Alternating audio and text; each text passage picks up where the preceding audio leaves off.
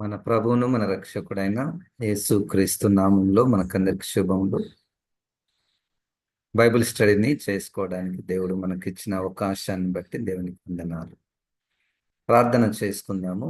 మమ్మల్ని అతిమిక్కులుగా ప్రేమించి ప్రభా నీ జీవ వాక్కులు మేము వినుటకు, ధ్యానం చేసుకున్నటకు ప్రభా మేము కూడి ఉన్నాము. నీవు అనంత జ్ఞానవి ప్రభా. నీవు ఏదైనా బయలుపరిస్తేనే మేము తెలుసుకొనగలము ప్రభా. మా హృదయాలను, మా మనస్సులను తెరువుము. నీ వాక్యము ద్వారా నాయన మాతో మాట్లాడము. కనికరించుము ప్రభా. నీవే నాయన ఈ సమయంలో మీ సన్నిధిని మాకు తోడుగా ఉంచి సర్వసత్యములోనికి నడిపించమని యేసు క్రీస్తు నామమున ప్రార్థిస్తున్నాము తండ్రి. ఆమెన్. బైబిల్ స్టడీకి మిమ్మల్ని అందరినీ కూడా ప్రేమపూర్వకంగా ఆహ్వానిస్తున్నాను. మనము బైబిల్ స్టడీలో కొత్త నిబంధనలో మొదటి అధ్యాయంలో మొదటి వచనములో మొదటి మాట అబ్రహాము కుమారుడును దావీదు కుమారుడైన యేసుక్రీస్తు వంశావళి అన్న ఒక్క వచనమును తీసుకొని మొట్టమొదటిగా మాట అబ్రహాము అన్నటువంటి మాటను తీసుకొని ఆ అబ్రహామును గురించి మనము స్టడీ చేయుట ప్రారంభించి ఉన్నాము. ఇప్పుడు కూడా అబ్రహామునకు సంబంధించినటువంటి విషయాలే. అబ్రహాం అన్నటువంటిది కేవలము పాత నిబంధనలో ఒక వ్యక్తి మాత్రమే కాక ఆయన దేవుని యొక్క నిత్య ప్రణాళికలో ఒక ప్రాముఖ్యమైనటువంటి వ్యక్తిగా, దేవుని ద్వారా పిలువబడినటువంటి, ఏర్పాటు చేయబడినటువంటి వ్యక్తిగా, దేవుడు తనకు వాగ్దానాలను, ఆజ్ఞలను, ప్రవచనాలను ఇచ్చినటువంటి వ్యక్తిగా ఇప్పుడు కూడా మనం మాట్లాడుతున్న సమయానికి అబ్రహాము అటు ఇశ్రాయేలులకు, అటు క్రైస్తవులకు, అటు అన్యజనులకు సంబంధము కలిగినటువంటి వ్యక్తి అబ్రహాము. కాబట్టి అది మనం ఇప్పుడు స్టడీ చేయవలసిన అవసరం ఉన్నది. Relevance of Abraham. So Abraham గురించినటువంటి విషయాలు మనం ఇంతకుముందే ప్రారంభించాం. తన వ్యక్తిగత జీవితాన్ని గురించి స్టడీ చేశాము, మరియు తన కుటుంబము గురించి స్టడీ చేస్తూ ఉన్నాము. ఈ కుటుంబములో ఒక దగ్గర మనము ఆగాము. అదేంటంటే కుటుంబంలో సున్నతి అన్నటువంటిది నేను గత వారంలో చెప్పాను. ఈరోజు దాన్ని స్టడీ చేద్దాము అని. కాబట్టి సున్నతి విషయమైనటువంటి విషయాలు మనం స్టడీ చేయబోతున్నాము. చూడండి, బైబిల్ స్టడీని మనము కేవలం ఒక్కటే పద్ధతిని ఉపయోగించి చేయుటలేదు. ఎక్కడ ఏ పద్ధతి అవసరముగా ఉంటుందో దానిని తీసుకొని స్టడీ చేయబోతున్నాము. ఇది సున్నతి అన్నటువంటిది, సర్కంసిజన్ అన్నటువంటిది చాలా ముఖ్యమైనటువంటి ఒక సిద్ధాంతము. ఇది ఒక సిద్ధాంతముగా దీనిని స్టడీ చేయబోతున్నాము. ఈ సున్నతి అన్నటువంటి దానికి నేను స్టడీ చేసిన తర్వాత నేను దానికి ఒక అవుట్లైన్ ఇచ్చాను. ఆ అవుట్లైన్ మేరకు మనము నిదానంగా దాన్ని మనం స్టడీ చేయబోతున్నాము. మొట్టమొదటగా మొదటి పాయింట్ ఏంటంటే పితరులు మరియు సున్నతి. పితరులు, సున్నతి అన్నటువంటి దాన్ని మనము స్టడీ చేయబోతున్నాము. రెండవది మోషే యొక్క ధర్మశాస్త్రము మరియు సున్నతి. మోషే యొక్క ధర్మశాస్త్రము మరియు సున్నతి. మూడవది యేసుక్రీస్తు మరియు సున్నతి. అంటే యేసుక్రీస్తు వారు తన వ్యక్తిగత జీవితంలో సున్నతి ఏంటి, తాను సున్నతిని గూర్చినటువంటి బోధలు ఏవైనా చేశాడు. నాలుగవది క్రైస్తవ సంఘము లేదా క్రైస్తవులు మరియు సున్నతి. తర్వాత ఐదవది రక్షణ మరియు సున్నతి. ఆరవది సున్నతిని నమ్ముట ద్వారా జరిగే ప్రమాదాలు, నష్టాలు. ఏడవది అబద్ధ బోధకులు మరియు సున్నతి. 8వది యూదులు మరియు సున్నతి. సో ఈ విధముగా అవుట్లైన్ చేయడం జరిగింది. ఆదికాండం నుంచి ప్రకటన వరకు ఈ సున్నతిని విషయాలను గురించి ఈ భాగాలలో మనము స్టడీ చేయవచ్చు. మొట్టమొదటగా పితరులు పితరులు మరియు సున్నతిని గురించినటువంటి విషయాలు మనము చూద్దాము. ఇది అపోస్తుల కార్యముల గ్రంథము 7వ అధ్యాయంలో పరిశుద్ధాత్మ దేవుడు స్టెఫెను గారి ద్వారా మాట్లాడినటువంటి మాటలు. అప్పుడు తన ఎదుట యూదులు నిలిచి ఉన్నారు. స్టెఫెన్ గారికి దేవుడు బయలుపరిచినటువంటి విషయాలు ఈ యొక్క 7వ అధ్యాయములో మనము చూడగలము. 8వ వచనం చూడండి. అపోస్తుల కార్యముల గ్రంథము 7వ అధ్యాయము 8వ వచనం. మరియు ఆయన సున్నతి విషయమైన నిబంధన అతనికి అనుగ్రహించెను. అనేక నిబంధనలు, దాంట్లో సున్నతి విషయమైన నిబంధన అంటే ఇప్పుడు ఈ సున్నతి అనే దానికి ఎక్కువ ప్రాముఖ్యత వచ్చేసింది. ఇది కేవలము ఏదో ఒక ఆచారం, ఒక శరీర సంబంధమైనది కాక ఇది నిబంధన సున్నతి విషయమైన నిబంధన అతనికి దేవుడే అనుగ్రహించెను. అతడు ఇస్సాకును కని ఆ నిబంధన చొప్పున 8వ దినమందు అతనికి సున్నతి చేసెను. ఇస్సాకు యాకోబును, యాకోబు 12 గోత్రకర్తలను కని వారికి సున్నతి చేసిరి. అంటే గమనించవలసిన విషయం ఏమిటంటే, స్టెఫెన్ గారు మాట్లాడుతున్న సమయానికి తన ఎదుట ఉన్నటువంటి యూదులు, యూద మత పెద్దలు, వారందరికీ కూడా ఈ సున్నతి విషయమైనటువంటి జ్ఞానము కలిగి ఉన్నారు. ఆ యూదులు దానిని చాలా పవిత్రంగా ఆచరించేటటువంటి వారు. వారికి వారు నమ్మే విషయాలని ఆయన తిరిగి బోధిస్తున్నాడు. ఇక్కడ మనం గమనించవలసినటువంటి విషయము సున్నతి విషయమైన నిబంధన. ఆ నిబంధన మేరకు అబ్రహాము ఇస్సాకుకు సున్నతి, ఇస్సాకు యాకోబుకు సున్నతి, యాకోబు 12 గోత్రకర్తలకు సున్నతి. అంటే ఇక్కడ నిబంధన అన్న పదములో కేవలము వాగ్దానము మాత్రమే కాదు, కానీ ఆజ్ఞ ఉన్నది. ఆజ్ఞతో కూడిన వాగ్దానం. సరే, మొట్టమొదటగా మనకు సున్నతి అన్నటువంటి విషయము ఆదికాండము 17వ అధ్యాయము అంతా కూడా మనకు ఈ సున్నతిని మొట్టమొదటగా బైబిల్లో సున్నతిని గూర్చినటువంటి విషయము ఇక్కడనే ప్రారంభమవుతుంది. అక్కడ దేవుడే అబ్రహాంతో మాట్లాడుతున్నాడు. యెహోవా అతనికి ప్రత్యక్షమై 1వ వచనములో చూడండి, అబ్రహాం 99 ఏండ్ల వాడైనప్పుడు యెహోవా అతనికి ప్రత్యక్షమై, నేను సర్వశక్తి గల దేవుడను, నా సన్నిధిలో నడుచుచు నిందారహితుడవై ఉండుము. ఆజ్ఞ, నా సన్నిధిలో నడుచుచు నిందారహితుడవై ఉండుము. నాకును నీకును మధ్య నా నిబంధనను నియమించి నిన్ను అత్యధికంగా అభివృద్ధి పొందించదనని అతనితో చెప్పాను. ఇది ఒక వాగ్దానం. నిన్ను అత్యధికంగా అభివృద్ధి పొందించదను. అబ్రహాం సాగిలపడి ఉండగా దేవునితో మాట్లాడి, ఇదిగో నేను నియమించిన నా నిబంధన నీతో చేసి ఉన్నాను, నీవు అనేక జనములకు తండ్రి వగుదువు. వాగ్దానం. మరియు ఇక మీదట నీ పేరు అబ్రహాం అనపడదు, నిన్ను అనేక జనములకు తండ్రినిగా నియమించింది గనుక నీ పేరు అబ్రహాము అనబడు. నీకు అత్యధికముగా సంతానాభివృద్ధి కలుగచేసి నీలో నుండి జనములు వచ్చినట్లు నియమించుదును, రాజులను నీలో నుండి వచ్చేదారు.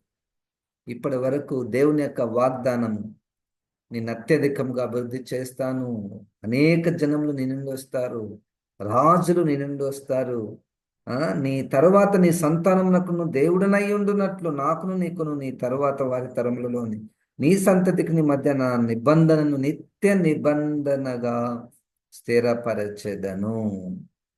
నీకును నీ తర్వాత నీ సంతతికి నీవు పరదేశుని దేశమును అనగా కనానను దేశం అంతటిని నిత్య స్వాస్థ్యముగా ఇచ్చి వారికి దేవుడనై ఉండునని అతనితో చెప్పు. ఇక్కడ ఒక 3 విషయాలు గమనించండి. దేవుడు అబ్రహాంతో చేసినటువంటి నిబంధనలో ఒక శుభవార్త, ఒక వాగ్దానము, నిన్ను అనేక జనములుగా చేస్తాను మొదటిది. రెండవది, నీలో నుండి రాజులు వస్తారు. మూడవది, నీకు ఆ కనాను అన్నటువంటి దేశాన్ని వాగ్దాన ఫలముగా ఇస్తాను. నాలుగవది, నేను నీ నుండి వచ్చినటువంటి జనములకు దేవుడునై ఉండును. ఇన్ని వాగ్దానాలు. ఇప్పుడు రండి 9వ వచనంలో. మరియు దేవుడు నీవు మాత్రమే గాక నీ తరువాత వారి తరములలో నీ సంతతియు నా నిబంధనను గైకొనవలెను. నిబంధనలో ఇది షరతులతో కూడుకున్నటువంటి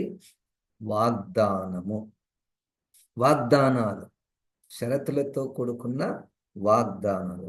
ఇదిగో మీరు నా నిబంధనను గైకొనవలెను. 10వ వచనంలో, నాకును నీకును నీ తర్వాత నీ సంతతికి నీ మధ్య మీరు గైకొనవలసిన నా నిబంధన ఏదనగా, ఇప్పుడు మీలో ప్రతి మగవాడును సున్నతి పొందవలెను. నిబంధన, కవనెంట్లో నీకు నాకు ఒక నిబంధన చేసుకొని ఉన్నాము. నువ్వు దేవుని సన్నిధిలో నిందారహితంగా నువ్వు నడవాలి. అప్పుడు నేను నిన్ను అనేక జనములుగా చేస్తాను. మీ అందరికి నేను దేవుడినే ఉంటాను. కనానన్నటువంటి దేశాన్ని ఇస్తాను. అయితే మీరు నా నిబంధనను గైకొనాలి. మీలో ప్రతి మగవాడు సున్నతి పొందవలను. 11వ వచనం, మీరు మీ గోపాంగ చర్మమున సున్నతి పొందవలన అది నాకు నీకును మధ్యనున్న నిబంధనకు సూచనగా ఉండును. It's only sign. అది సూచనగా ఉండును, నిబంధనకు సూచనగా ఉండును. ఇదే మాట మనకు రోమపత్రికలో 4వ అధ్యాయములో మళ్ళా ఆ సందర్భం వచ్చినప్పుడు దాన్ని స్టడీ చేయబోతున్నాము. ఇప్పుడైతే నిబంధనకు సూచన. ఇప్పుడు తర్వాత, 8 దినముల వయస్సు గలవాడు అనగా నీ ఇంట పుట్టిన వాడైనను నీ సంతానము కాని అన్యుని యొద్ద వెండితో కొనబడిన వాడైనను మీ తరములలో ప్రతి మగవాడు మీలో సున్నతి పొందవలెను.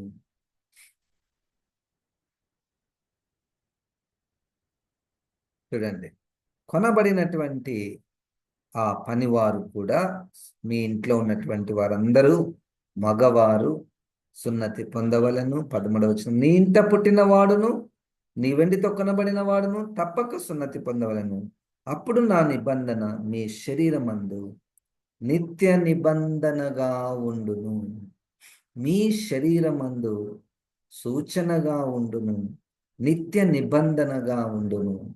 ఆ గుర్తు దేనికయ్యా అంటే, దేవుడు మాకిది వాగ్దానం చేశాడు. ఈ భూమిని ఇస్తానని వాగ్దానం చేశాడు. మమ్మల్ని అత్యధిక జనముగా చేస్తానని వాగ్దానం చేశాడు. 14వ వచనంలో, సున్నతి పొందని మగవాడు అనగా ఎవని గోప్యాంగ చర్మమున సున్నతి చేయబడదో అట్టివాడు తన జనుల నుండి కొట్టివేయబడును. వాడు నా నిబంధనను మీరి ఉన్నాడని అబ్రహాముతో చెప్పాను. గమనించండి, మనము చదువుతున్నటువంటి వాక్య భాగాలకు పరిపూర్ణ అర్థము ఇక్కడ లేదు. అంటే సున్నతి విషయమైన పరిపూర్ణ అర్థము ఈ 17వ అధ్యాయములో లేదు. ఇక్కడ ఆ విషయము ప్రారంభించబడింది, ఆ సబ్జెక్ట్ ప్రారంభించబడింది. ఆ సబ్జెక్టుని మనం పరిచయం చేసుకుంటున్నాం. తర్వాత వాక్యపు వెలుగులో మనము ఆ సున్నతిని గూర్చినటువంటి విషయము స్టడీ చేయబోతున్నాము. అప్పుడు పరిపూర్ణ అర్థం మనకు క్రైస్తవులముగా మనకు దొరుకుతుంది. ఇప్పుడైతే ఆ పరిపూర్ణ అర్థం ఇక్కడ లేదు. ఒకవేళ ఇది దేవుడు అబ్రహాముకి ఇచ్చినప్పుడు చెప్పబడుతున్నటువంటి మరొక షరతు, తప్పకుండా నీ ఇంట్లో పుట్టినటువంటి వారు సున్నతి పొందాలి. ఒకవేళ పొందకపోతే తన జనులలో నుండి కొట్టివేయబడును, వాడు నా నిబంధనను మీరి ఉన్నాడని అబ్రాహాముతో చెప్పాను. మరియు దేవుడు, నీ భార్యను షారయి పేరు షారైన వద్దెరనగా ఆమె పేరు షారా, నేను ఆమెను ఆశీర్వదించి ఆమె వలన నీకు కుమారుని కలుగ చేసేదను.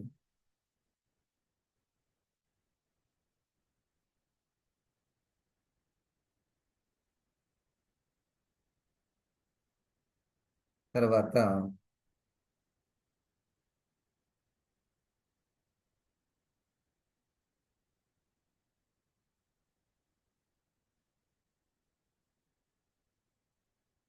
23వ వచనం.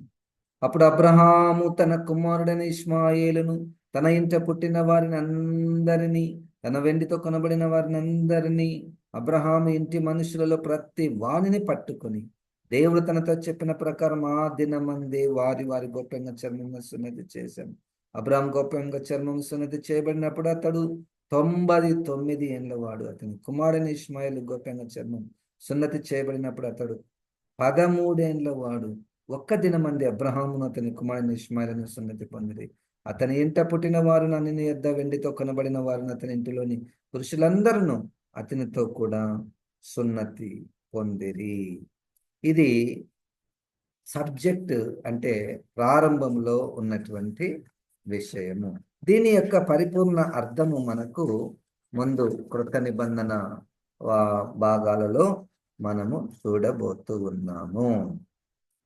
మనము సున్నతి అనేటువంటి ఒక సబ్జెక్ట్ని స్టడీ చేస్తున్నాము. దాంట్లో చిన్న సబ్ పాయింట్ తీసుకున్నాము. పితరులు మరియు సున్నతి అనేటువంటి టాపిక్ని మనము స్టడీ చేస్తున్నాము. రండి 21వ అధ్యాయము 4వ వచనం. మరియు దేవుడు అబ్రహాముకు ఆజ్ఞాపించిన ప్రకారం అతడు 8 దినముల వాడైన ఇస్సాకు అను తన కుమారునికి సున్నతి చేశాను. ఈ సున్నతి అన్నటువంటిది నిబంధనకు గుర్తు. దేవుడు అబ్రహాంతో చేసినటువంటి నిబంధనకు సూచన. అది నిత్య నిబంధనకు సూచన, అంటే వాగ్దానమునకు అది ఒక సూచనగా మనకు కనబడుతుంది. ఇక్కడ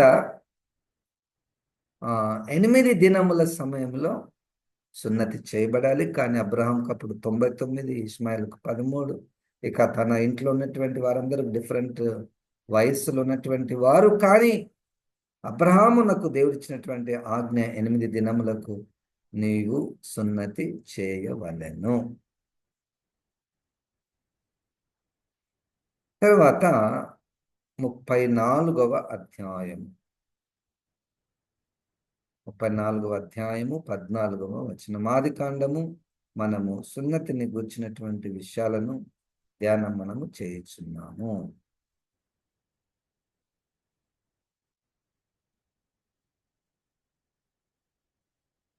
ఇక్కడ మేము ఈ కార్యము చేయలేము, సున్నతి చేయించుకొన్నని వానికి మా సహోదరుని ఇయ్యలేము, అది మాకు అవమానమగును. మీలో ప్రతి పురుషుడు సున్నతి పొంది మావలెను నుండి నేడలా సరే, ఆ పక్షమందు మీ మాట ఒప్పుకొని మా పిల్లలను మీకిచ్చి మీ పిల్లలను మేము పుచ్చుకొని మీ మధ్య నివసించదము. అప్పుడు మనము ఏకజనమగుదుము. ఇక్కడ ఒక సందర్భంలో ఇశ్రాయేలు అనగా యాకోబు పిల్లలలో ఉన్నటువంటి ఒకటే ఏకైక పుత్రిక దీన విషయంలో ఒక సంఘటన జరిగినప్పుడు అవతల వ్యక్తులు లేదా ఆమెను మేము తప్పకుండా పెళ్లి చేసుకోవాలి అన్నప్పుడు సరే చేసుకుందరు, కానీ ఒక కండిషన్ ఏంటంటే మీలో అందరూ కూడా సున్నతి పొందాలి. రైట్.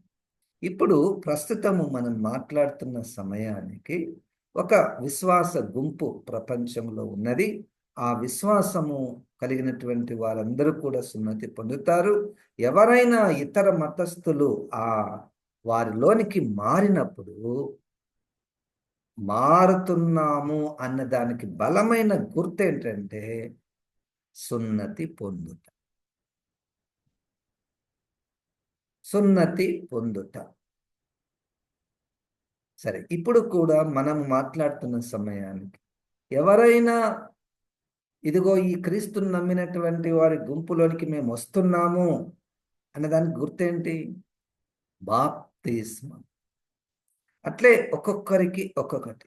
ఇంకా కొంతమందికి కొన్ని విశ్వాసాలు, మీరు మా విశ్వాసాన్ని నమ్ముకున్నారన్న దానికి ఏంటి గుర్తు అంటే నాలుక మీద కొన్ని గుర్తులు వేస్తారు, లేదా నుదుటి మీద కొన్ని గుర్తులు వేస్తారు. ఆ విధంగా అనేక విశ్వాసాలు, వారికంటూ ఒక గుర్తు. అట్లే ఇక్కడ కూడా వాళ్ళు ఒక కండిషన్ పెట్టారు. వివాహము చేసుకోవాలి అంటే, మా అమ్మాయిని మీరు వివాహం చేసుకోవాలంటే మీరు తప్పకుండా సున్నతి పొందాలి. అది ఒక సందర్భంలో తర్వాత వాళ్ళనందరినీ చంపినట్టు మనము చూస్తున్నాము. అదొక వేరే విషయం. తర్వాత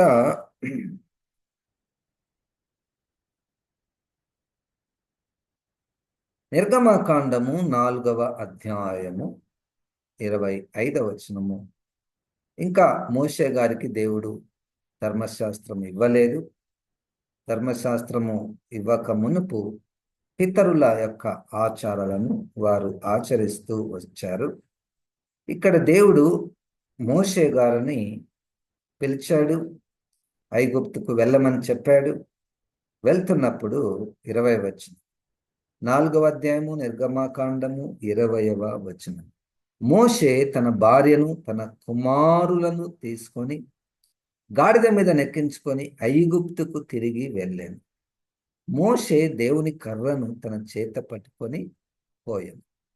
అప్పుడు యెహోవా మోషేతో ఇట్లను, నీవు ఐగుప్తునందు తిరిగి చేరిన తరువాత చేయుటకు నేను నీకిచ్చిన మహత్కార్యములన్నీ ఫరో ఎదుట చేయవలెను సుమి. అయితే నేను అతని హృదయమును కఠినపరచెదను, అతడు ఈ జనులను పోనీయను. అప్పుడు నీవు ఫరోతో, ఇశ్రాయేలు నా కుమారుడు, నా జ్యేష్ఠపుత్రుడు, నన్ను సేవించినట్లు నా కుమారుని పోనిమ్మని నీకు ఆజ్ఞాపించుచున్నాను. వాని పంపనల్లని ఎడల, ఇదిగో నేను నీ కుమారుని నీ జ్యేష్ఠపుత్రుని చంపదనని యెహోవా సెలవిచ్చుచున్నాడని అతనితో చెప్పమనెను. అతడు పోవు మార్గమున, 24 వచనం, మోషే గారికి దేవుడు ఆజ్ఞలు ఇచ్చాడు, పిలిచాడు, అన్ని సూచనలు ఇచ్చాడు, కన్ఫర్మ్ చేసుకున్నాడు. అతడు పోవు మార్గమున సత్రములో యెహోవా అతనిని ఎదుర్కొని అతన్ని చంప చూడగా, సిప్పోరా వాడిగల రాయి తీసుకొని తన కుమారునికి సున్నతి చేసి అతని పాదముల యొద్ద అది పడవేసి, నిజముగా నీవు నాకు రక్త సంబంధమైన పెనిమిటివైతివనెను. అంతటా ఆయన అతనిని విడిచెను. అప్పుడు ఆమె, ఈ సున్నతిని బట్టి నీవు నాకు రక్త సంబంధమైన పెనిమిటివైతివనెను. మరియు యెహోవా మోషేను ఎదుర్కొనుటకు అరణ్యంలోనికి వెళ్ళమని అహరోనుతో చెప్పగా, అతడు వెళ్ళి దేవుని పర్వతం ముందు అతను కలుసుకొని అతని ముద్దు పెట్టుకొనెను. ఇది మనం చదివినటువంటి వాక్య భాగము అర్థము కానటువంటి విషయం. అప్పటి వరకు బాగానే ఉన్నది. అయితే ఇక్కడ అతడు పోవు మార్గమున సత్రంలో యెహోవా అతన్ని ఎదుర్కొని అతన్ని చంప చూడగా. ఎందుకు చంపాలనుకున్నాడు మోషేను తెలియదు. ఎందుకు చంపాలనుకున్నాడు? సరే, ఇక్కడ ఒక దాన్ని బట్టి ఆయన చంపబడలేదు. అంటే దేవుడే దేవుడే చంపాలనుకున్నాడు.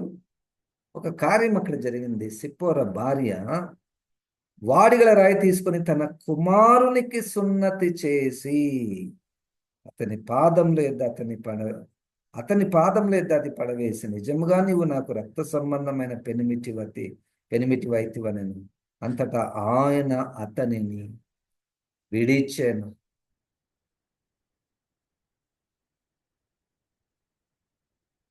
ఉం? అంటే ఇక్కడ ఒక రకంగా కుమారుని సున్నతిని బట్టి, ఆ పాదముల యొద్ద పడవేసిన దాన్ని బట్టి దేవుడు మోషే గారిని చంపలేదు. నాకు అర్థమైనటువంటి విషయము ఏమిటంటే, ఇది ఒక ప్రవచనాత్మకమైనటువంటి సంఘటన. తర్వాత ఒకవేళ మీలో ఎవరైనా దీనికి మీకు ఏదైనా ప్రత్యక్షత ఉంటే, లేదా బైబిల్ విషయాలు బాగా తెలిసినటువంటి వారు ఉంటే దీనికి అర్థం చెప్పవచ్చు. నాకు అర్థమైనటువంటి విషయము ఏమిటంటే, ఇక్కడ అంటే సున్నతి విషయంలో రక్తము చిందించబడుట జరిగేది. రక్తము చిందించబడుట జరిగేది. పాప ప్రాయశ్చిత్తము రక్తము ద్వారానే జరిగేది. పాప ప్రాయశ్చిత్తము రక్తం ద్వారానే జరిగేది. అదొకటి. రెండవది, మనకు ఎస్కేల్ గ్రంథంలో 44వ అధ్యాయంలో ఆలయంలోనికి ప్రవేశించు వారు తప్పకుండా సున్నతి పొందాలి. అదొకటి. మనం ఇంతకుముందు 17వ అధ్యాయంలో చదువుకున్న వాక్య భాగంలో సున్నతి పొందని వాడు కొట్టివేయబడును, నా జనములలో నుండి కొట్టివేయబడును. సున్నతి పొందకపోతే మీకు నేను దేవుడను కాను, మీరు నాకు ప్రజలు కారు. మరి ఇక్కడ ఆ సున్నతి చేయబడుట ఆయనను కాపాడినట్టు మాత్రమే ఇప్పుడు ఇక్కడికి మాత్రమే మనకు అర్థమయ్యేటటువంటి విషయము. అప్పుడు ఆమె 26వ వచనంలో, ఆమె ఈ సున్నతిని బట్టి నీవు నాకు రక్త సంబంధమైన పెనిమిటి వైతివనెను.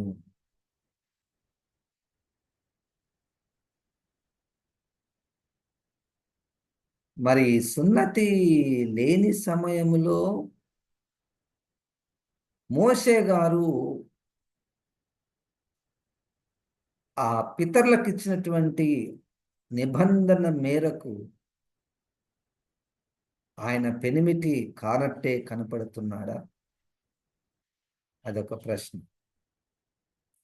సరే, ఇప్పుడు మనము సున్నతి విషయమై కొన్ని విషయాలను మనము స్టడీ చేస్తూ ఉన్నాము. తిరిగి 12వ అధ్యాయము 44వ వచనము, నిర్గమకాండంలోనే ఇంకా ధర్మశాస్త్రము ఇవ్వబడలేదు. ఆ ధర్మశాస్త్రము తర్వాత ఆ సున్నతి విషయమై ఇంకా ఏమి బైబిల్లో చెప్పబడిందో మనము చూడబోతున్నాము. నిర్గమకాండము 12వ అధ్యాయము 44వ వచనం.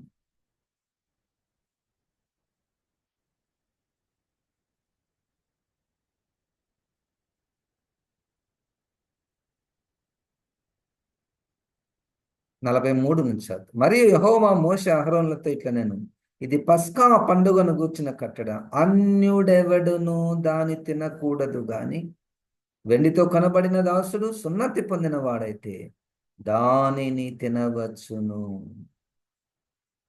పరదేశియు కూలికి వచ్చిన దాసుడును దాన్ని తినకూడదు. మీరు ఒక్క ఇంటిలోనే దాన్ని తినవలను. దాని మాంసంలో కొంచెమైన ఇంటిలో నుండి బయటికి తీసుకొని పోకూడదు. దానిలో ఒక ఎముకనైనా మీరు విరవకూడదు. పస్కా భోజనాన్ని ఎవరు తినాలి? అది ప్రశ్న. సున్నతి కంపల్సరీ. సున్నతి పొందినటువంటి వారే ఈ పస్కా భోజనము తినవలెను.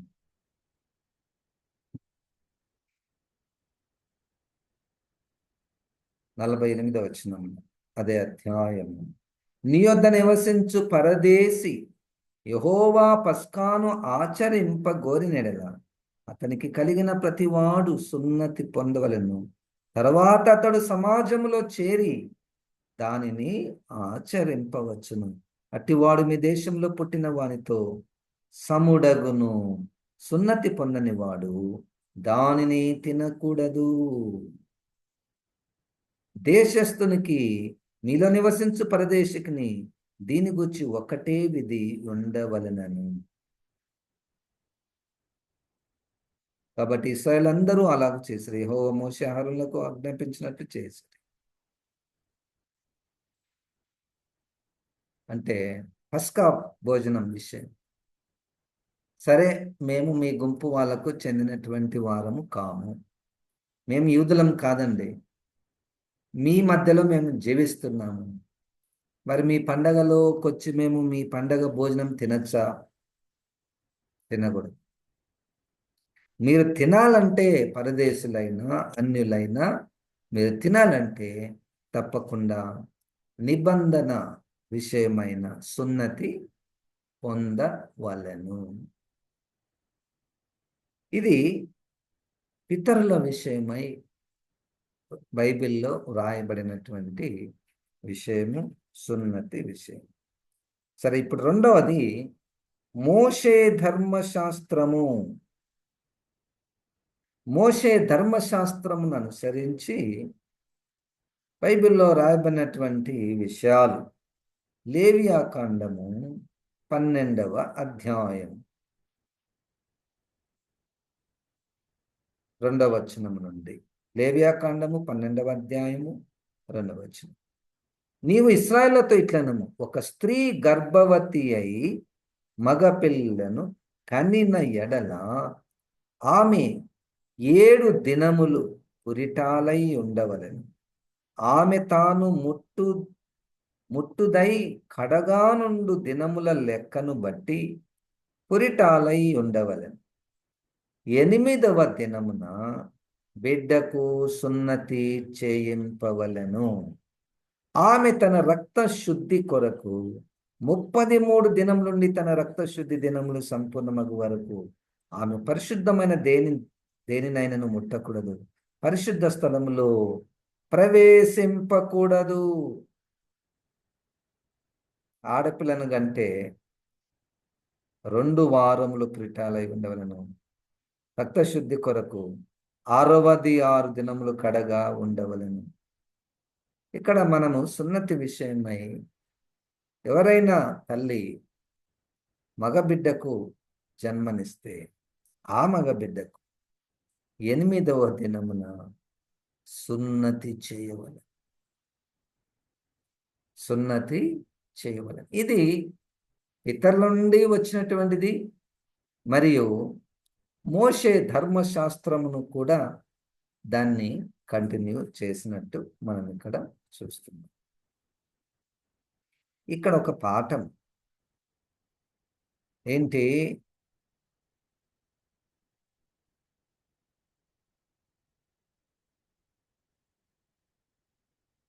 మగపిల్లను కంటే 33 దినములు ఆమె రక్త శుద్ధి దినములు సంపూర్ణము అగు వరకు ఆమె పరిశుద్ధమైన దేనినైనను ముట్టకూడదు, పరిశుద్ధ స్థలంలో ప్రవేశింపకూడదు. అదే ఆడపిల్ల అయితే 66 దినములు. సరే, అది ఆడవారి గురించి.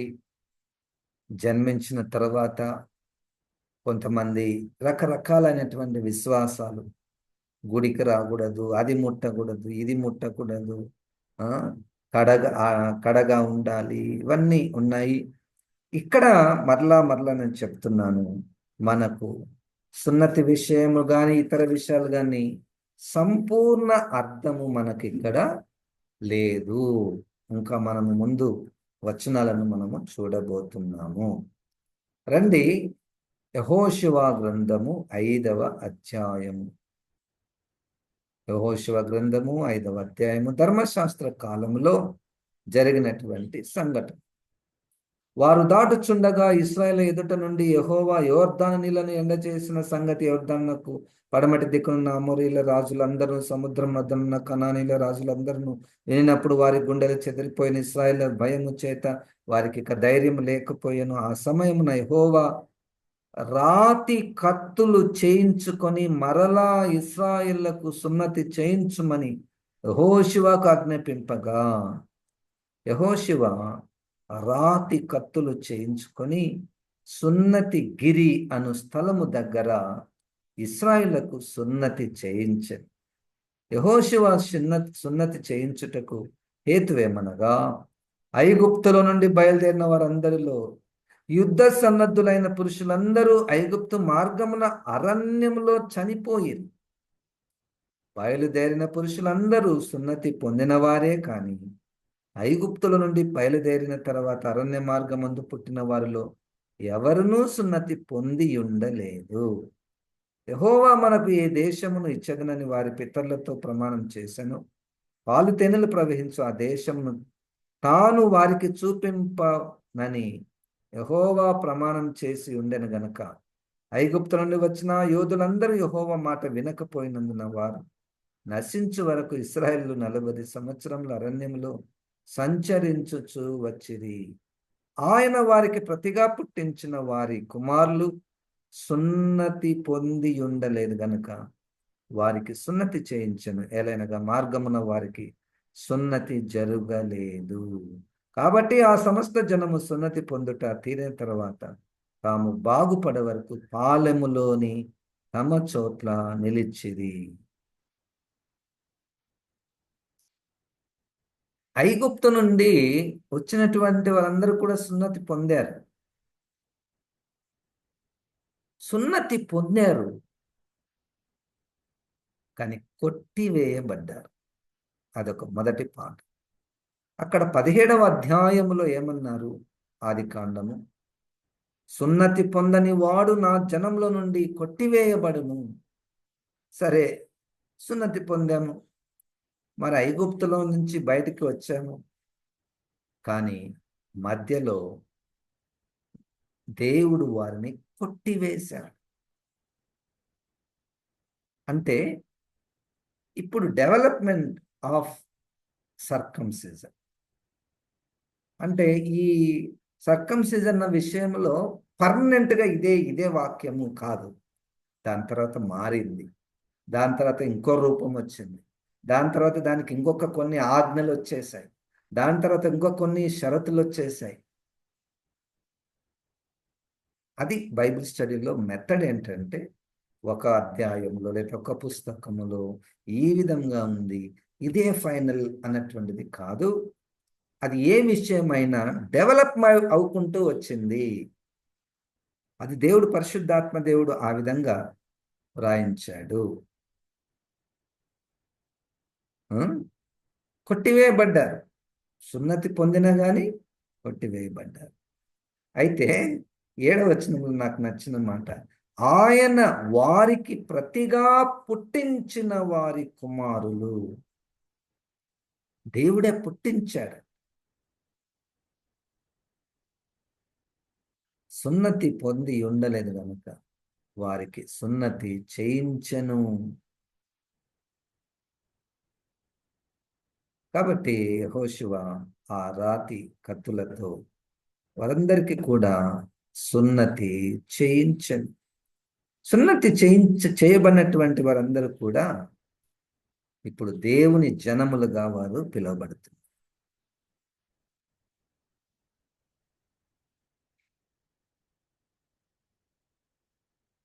దీన్ని మనము కంటిన్యూ చేద్దాము.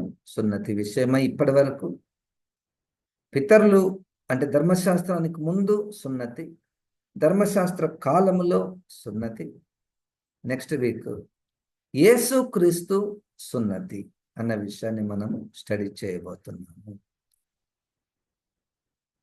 నెక్స్ట్ వీక్ కంటిన్యూ చేద్దాం.